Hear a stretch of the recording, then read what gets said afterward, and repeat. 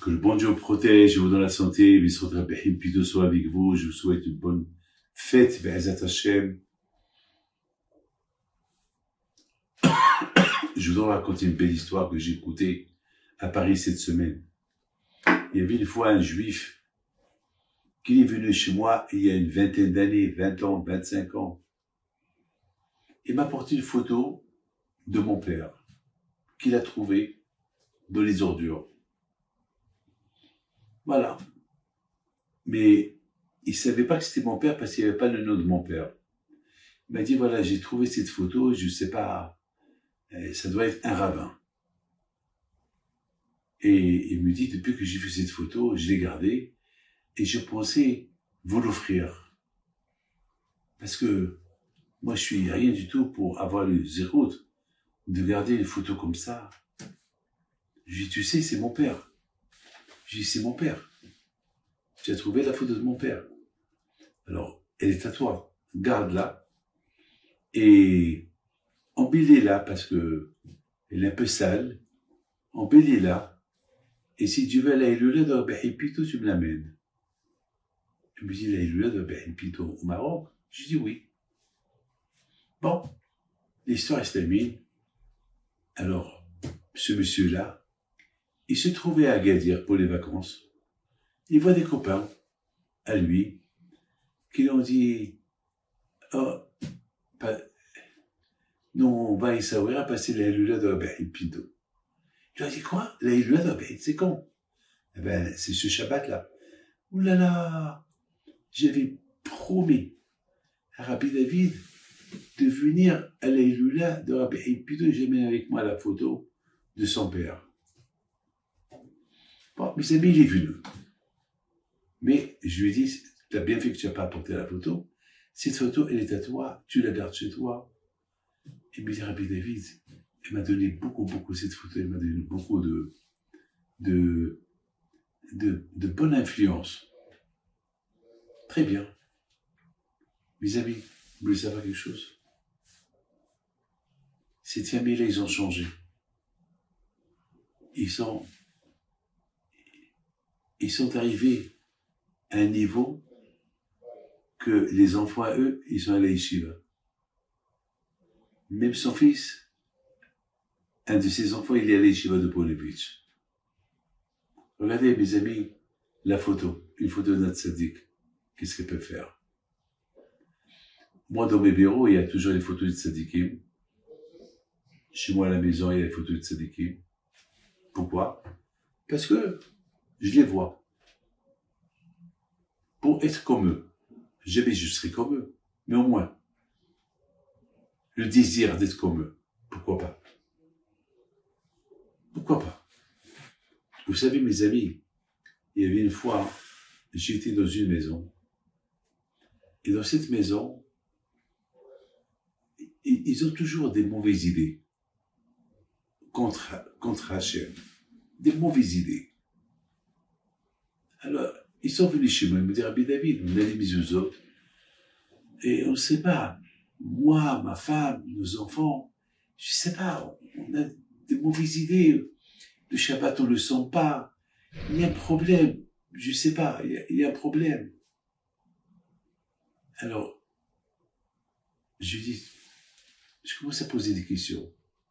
Vous avez des photos dans cette maison? Des tzadikim? Il m'a dit, oui, peut-être une ou deux. Alors j'ai dit, et quelles photos vous avez? Ben, lorsqu'ils m'ont dit les photos qu'ils ont, j'ai dit, avec ces photos-là, c'est de l'arbre d'Azara, ça. Il faut les enlever de la maison. Et ça, ce qu'ils ont fait, grâce à Dieu, tout va bien. Aujourd'hui, il y a coutume. Beaucoup des frères, des gens, que dans leur voiture, ils ont des petites idoles, des petites photos, soi-disant porte-bonheur. Peut-être c'est de l'arbre d'Azara. Il faut avoir, il faut de tzadikim, une mezouza, quelque chose de simple. Vous savez qu'est-ce que Hachem a dit au Bnei Israël avant de quitter l'Égypte? Il leur a dit, ce que vous avez vu en Égypte aujourd'hui, c'est fini. Vous allez changer. Là, il n'y a que moi. Parce qu'en Égypte, tout le monde est idolâtre. Là, il n'y a pas d'idolâtrie. Il n'y a que moi. El Od Milbado. Il n'y a que moi. C'est pour ça, mes amis, regardez comment la Torah, elle est belle. La Torah, elle est super belle. La Torah te dit, respecte ton père et ta mère, sans limite. Respecte un vieux. Lève-toi devant un vieux. Il ne faut pas haïr ton ennemi. C'est de la folie. C'est des lois. La Torah, elle veut que l'homme, il se construit. La Torah, elle construit l'homme. La Torah, elle veut... Mes amis, il y a ce qu'on appelle la moralité. Il y a des choses qui sont normales qu'il faut faire. Mais la Torah, ces choses-là qui sont normales qu'il faut faire, la Torah, elle te donne une récompense. Et la Torah te dit, et si tu les fais, je te donne une récompense. C'est-à-dire que Hachem, il nous donne des récompenses gratuites, en général. Tout ce que tu veux, il faut payer pour avoir. Là, tu voles pas. Mais c'est normal, il ne faut pas voler. Mais Hachem te donne une récompense parce que tu n'as pas volé. Regardez, Hachem, il veut qu'on soit un peuple unique. Un peuple que tout ce qu'on fait, on le fait parce que Hachem il nous a dit de le faire. Et le fait qu'on fait les choses normales que tout le monde fait, mais le fait que Hachem il nous dit de le faire, alors, Akash Baruch Hu, il considère comme si on a fait l'impossible pour lui. Il nous donnait une récompense. Il nous donnait une récompense. Mes amis, une fois il y avait quelqu'un chez moi à la maison, il y avait une photo de Baba Salé accrochée dans la cuisine, et c'était une photo en verre. Et ce monsieur-là, il a commencé à rigoler. Oh là là, une photo en verre. Et les gens, ils veulent faire de l'argent. Ça fait 5-6 ans que cette photo, elle était là-bas. Et dès qu'il a dit ce mot-là, la photo, elle est tombée, c'était un vendredi soir. La photo, elle est tombée, elle s'est cassée. Puis je lui ai dit, mais tu fermes pas ta bouche. Tu rigoles, même sur des tzadikim. Tu pas de la chamara. Je suis celui qui l'a fait. Moi, ça fait 5 ans que je l'ai. Avec ce mot que tu as dit, voilà, elle s'est cassée. Mes amis, que le zéro de tzadikim soit avec vous.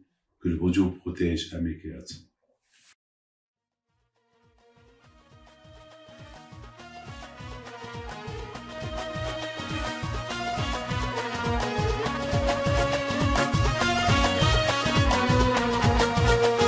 نوضوا يا ناس صغرتوا على ربيع يمكنتو وقف لنا زي خوتو يا وز خوتو